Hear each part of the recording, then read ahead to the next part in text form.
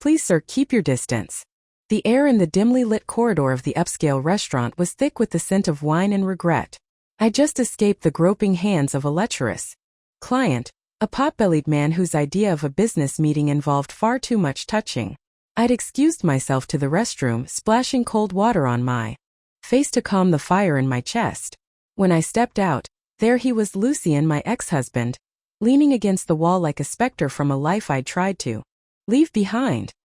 His right hand was a mess of blood and glass shards, his dark hair disheveled, his eyes burning with something I hadn't seen in years. Fury. If you're looking to play the damsel, why not come to me? He said, his voice low, almost a growl. I glanced at his hand, then met his gaze with a practiced smile. Please sir, keep your distance. The day Lucien asked for a divorce, the sun was blinding, the sky a cruel endless blue. He came home to our apartment, lit a cigarette, and sat in the wicker swing chair on the balcony, a gift he'd given me for my birthday, strung with fairy lights that twinkled like stars. I used to curl up there with our dog, Hazel, watching the street below, counting the minutes until he'd walk through the door. That day he smoked half a pack before stepping inside, sinking onto the couch and saying, "Ilara, let's get a divorce." My hand trembled, my phone nearly slipping to the floor. Why? I asked, though the answer was already clawing at my heart. She's back. 2 words sharp as a blade. I knew who she was, Serafina, his first love, the woman who'd haunted our marriage like a ghost. I steadied my shaking hands, forcing my voice to stay even. Okay. He exhaled, relief softening his features. As agreed, I'll provide alimony. The apartment will be in your name, along with the car and 40% of the company shares. He paused, his eyes searching mine. Is there anything else you want? I shook my head, digging my nails into my thigh to anchor myself. No. He flinched just barely, then looked away. I'll go then. Okay. My legs felt like lead. I won't see you out. The papers will come through my assistant. Let him know if you need anything. Okay. I forced a smile, the kind that hit a breaking heart. Goodbye, Mr. Arden. I thought I'd never see Lucien again, but Willow Creek was too small for such hopes. I was meeting a realtor to sell the apartment, every corner of it steeped in memories I couldn't bear. When I saw him, he stood with Serafina, their hands intertwined. Perfect picture of elegance and ease. She was as radiant as I remembered from our college days, her laughter bright, her presence effortless. They'd been the campus golden couple, and if she hadn't left for abroad, I'd never have had a chance with Lucien. To him our marriage was a fluke, a detour. To me it was a carefully orchestrated dream. I'd fallen for Lucien the moment I saw him, the university heartthrob with a smile that could stop time. I was nobody, just another face in the crowd of his admirers. But I learned he loved hiking, so I joined the mountaineering club, despite never setting foot in a park. I spent a month's allowance on gear, tents, ropes, boots, only to arrive at Sparrow Peak and realize it was barely a hill. Some girls showed up in heels while I stood there in my clunky hiking boots, feeling like a fool. Lucien led the group, surrounded by a flock of admirers. I trailed behind, too shy to push through the throng. At lunch I opened my homemade bento, hoping to blend in. The club president's booming voice shattered that hope. Ilara, you made this yourself. Heads turned, including Lucien's. My cheeks burned as I shared my sushi, but when I offered him a piece, he waved it away with a polite smile. My heart sank. Did he think my cooking was embarrassing? That night, the group plied Lucien with drinks. He was a lightweight and soon he was stumbling. The president, thinking me reliable, asked me to get him to his room. Under the envious stares of other girls, I looped his arm around my shoulders, his weight heavy but warm. His cologne mixed with the sharp tang of alcohol, and I felt dizzy, not from the drinks I didn't have but from him. In his room he collapsed onto the bed, mumbling about another drink. I slipped off his shoes and he squinted at me, his voice slurring. Hey, you're the cooking girl. My heart leaped, thinking he remembered me. But then he closed his eyes, murmuring, Cooking's nice. Serafina cooks well too. His voice broke and he started to cry, first softly, then in wrenching sobs. I fumbled for tissues, poured water, asked if he needed anything. He just kept saying her name, his grief raw and unguarded. When he said he might vomit, I helped him out of his shirt, my eyes catching the sculpted lines of his abdomen. I touched him just once, a fleeting thrill that made me feel alive and guilty all at once. I tucked him in, intending to leave, but at the door I hesitated. What if he needed me? It was an excuse and I knew it. I stayed, sitting by his bed, patting his back until his breathing steadied. In the morning he woke to find me there, his eyes wide with confusion. I assured him nothing happened, that I wouldn't cling to him. But the rumors spread like wildfire. By the time we returned to campus, our names were linked, and the whispers followed me everywhere. I kept my promise, avoiding him, even quitting the club. A week later he found me. "Ilara," he said, his voice steady. "Let's be together. Ilara, I like you. Be with me." At the base of Sparrow Peak, Theo, a young doctor, stood before me, his eyes earnest. I looked past him, up at the gentle slope that had once felt like a mountain. 2 months before my divorce, I'd missed my period, hoping it was a baby, a gift for Lucien. Instead it was just stress, my body betraying me with irregularity. Theo, my gynecologist, prescribed meds and asked if I was okay. I admitted I'd just divorced. He suggested my mood might be the culprit and told me to stay positive. I laughed bitterly. Who could be happy after that? Theo was persistent, charming in his blunt way. He noticed I craved cold treats, confiscating an ice pop I'd bought post-appointment with a stern, "You said you don't eat cold stuff." He added me on social media, texting daily, to check if I'd avoided spicy or chilled foods. I humored him, and when my cycle normalized, he coolly demanded dinner as thanks. I teased him about having a crush and he didn't flinch. "Crush? I'm obviously chasing you." I turned him down. I was a divorced woman, too broken for his bright future. But Theo was relentless. When I posted online about moving on, he saw my location at Sparrow Peak and showed up, declaring himself my new beginning. I told him I wasn't ready, but he just shrugged. "I'll wait." Lucien was a man of duty. To protect my reputation after that night, he dated me, even though his heart belonged to Serafina. So I played the part, pretending I didn't love him either. On my birthday he drank too much and slurred, "Ilara, don't love me. I don't want to hurt you." "Okay," I said, tears brimming. He was a good boyfriend, attentive in ways that made me hope. Once during a painful period I couldn't eat, he bought brown sugar, called his mom for a porridge recipe, and waited outside my dorm to deliver it. My roommate gushed about his devotion, and the warm porridge soothed my pain. Later, I learned he'd made brown sugar dumplings for Serafina, a far more elaborate gesture. My porridge felt like an afterthought. For our first anniversary, I saved for months to buy him basketball shoes he'd eyed. He grinned, teasing, "Shoes? Aren't you afraid I'll run away?" I laughed, clutching the roses he'd given me, knowing he'd never truly be mine.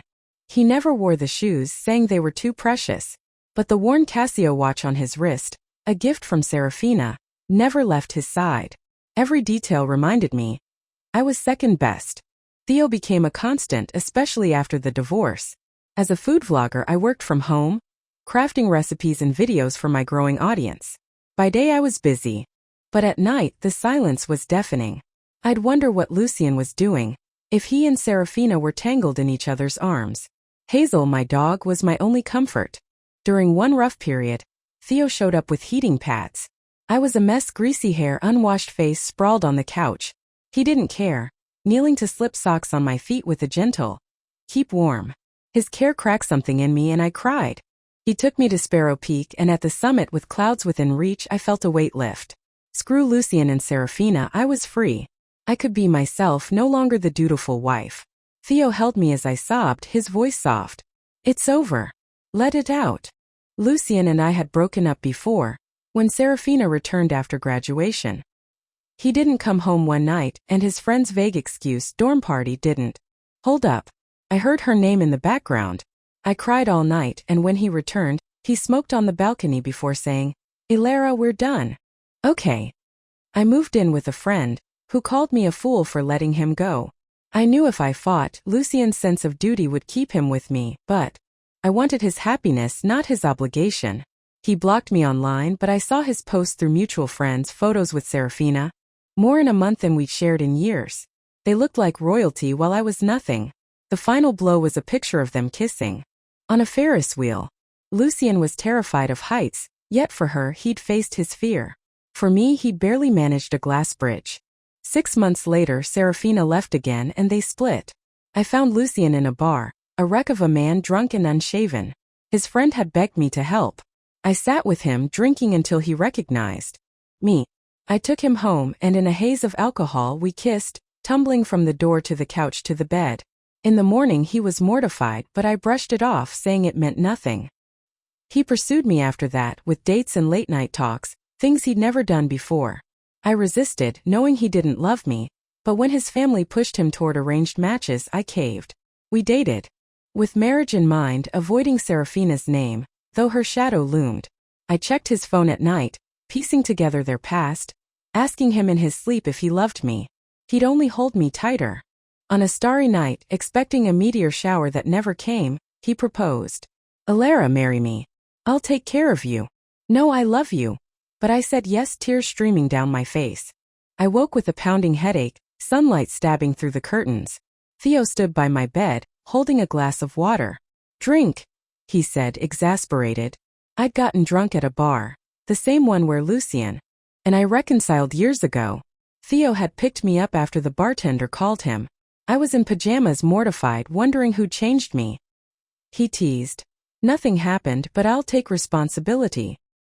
His words echoed Lucien's and I froze.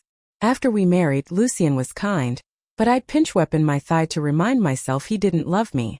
I quit my job to become a full-time vlogger, building a persona as the devoted wife.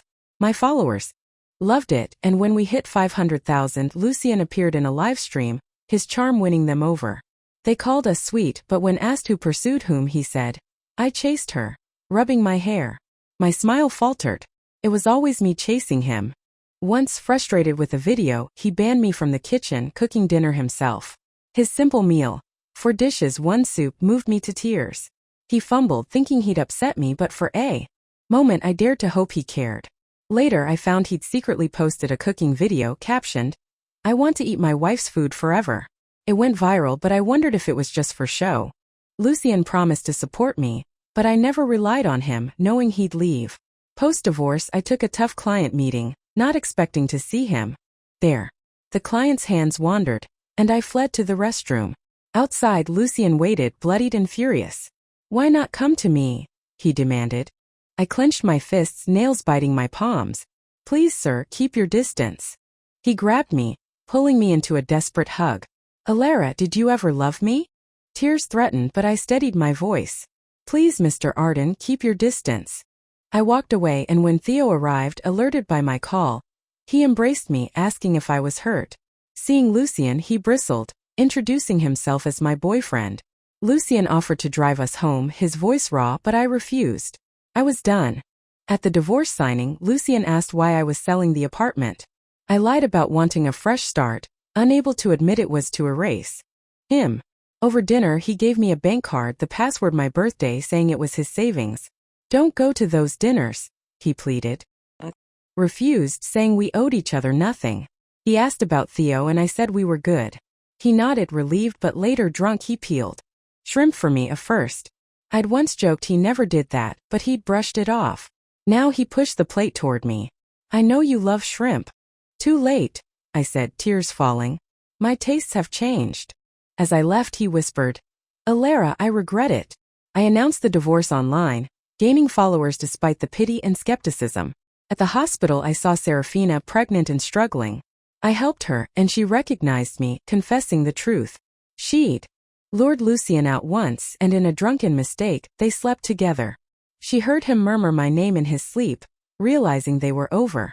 She hadn't meant to ruin us, but her pregnancy forced her hand. Lucien, ever dutiful, chose his child over me. I asked if she was happy. "I don't know," she sobbed. I saw myself in her, clinging to a man who didn't love me. I wished her happiness, unable to forgive but ready to move on. I cried outside the hospital until Theo found me, joking about my hormones.